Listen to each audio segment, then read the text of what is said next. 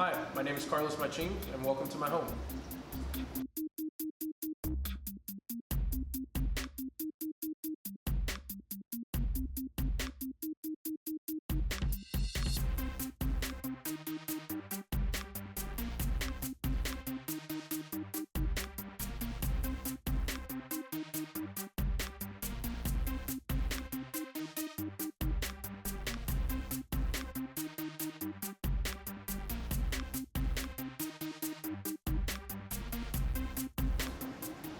Currently running a 90-gallon aquarium. The dimensions approximately 48 by 18 by 24 tall, and currently running a mixed reef.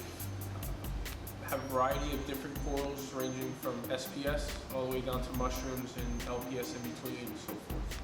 I currently like to keep a mixed reef just because I like it being more realistic in the reef scene and nature. When you go diving, you see a little bit of everything. You don't just see one type of coral. The corals I'm keeping now are things such of nature of Florida Recordia, different colorations, different Montiporas. I'm a big fan of Montiporas, especially Capricornus and Digitatas, and all the variations. I'm collecting those at the moment. Starting to get into Acroporas as well. Fish-wise, I'm currently running mainly wrasses. I love wrasses just because of the colorations. The activity. It looks like the tank is always moving and don't have to have a lot of fish with that type of movement. I'm into the rare species, so I do have the new Magma Wrasse, the pintail fairy wrasse, rhomboids, and a few others. Also currently I have a few different tanks like the yellow scopus, baby juvenile blonde naso, also a couple pair of hellfish firefish, which are one of my favorites as well. Kind of adds a different complexity to the fish that I have in the tank. Overall, they're all very well. They always are quarantined before I put them in there. That's a big thing too, because you don't want to bring any parasites. It's key number one. I've always quarantined all my fish. I keep them nice and fat and healthy. I do like to feed a lot, and it ends up feeding the corals as well.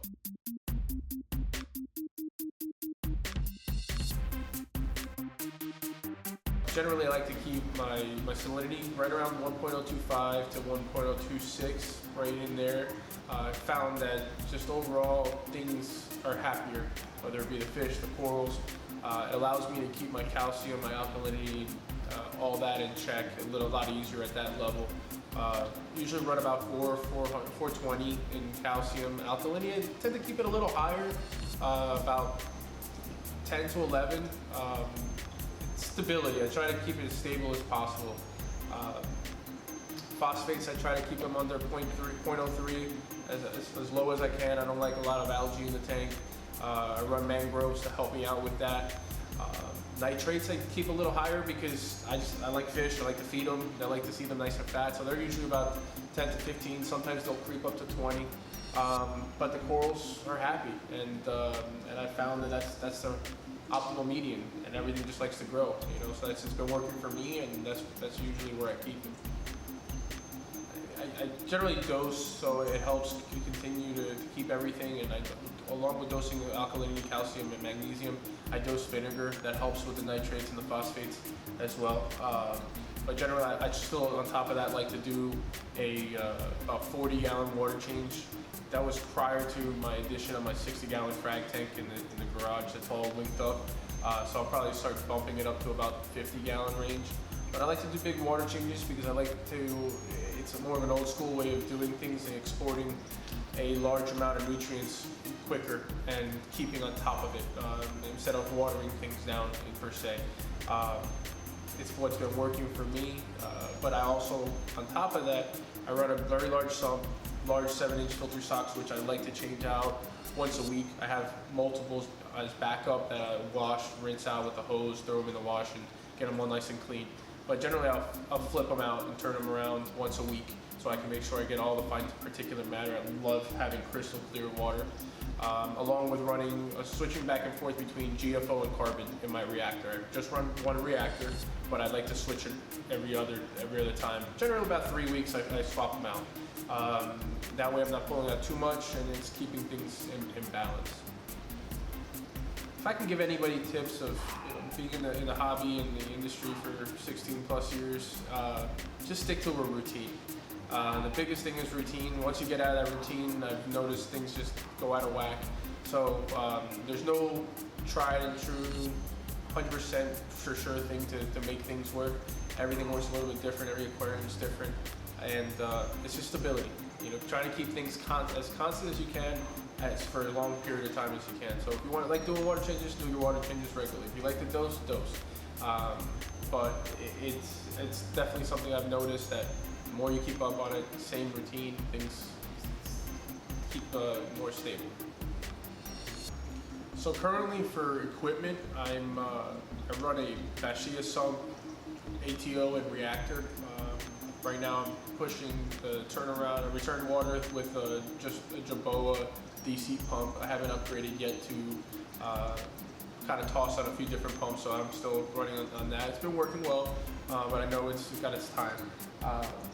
I use that return water through a spray bar. I like the spray bar because it just gives a little bit of a more variety throughout the tank.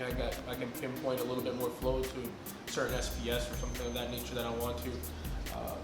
But overall, that's really not the biggest part of the flow in the tank. Really what it is the Gyri XF150 that I'm using as the main weight breaker in the tank, as well as a supplemental MP10 on the other side. And I found that it's really doing a number in terms of flow patterns throughout the tank. It's keeping things really turned up in the sense of just debris. There's really the keeps really white, and nothing really hangs around for too long and makes its way around the aquarium. The corals love it.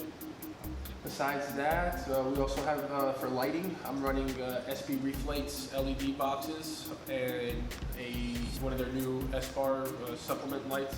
And I've really been liking the coloration and the growth out of them.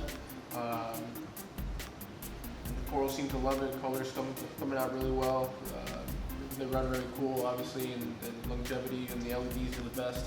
I've been tossing back and forth about putting some T5 supplements, but so far things are doing really well this way, and I don't like to fix things that are not broken. So we'll keep it going and see how things continue to grow.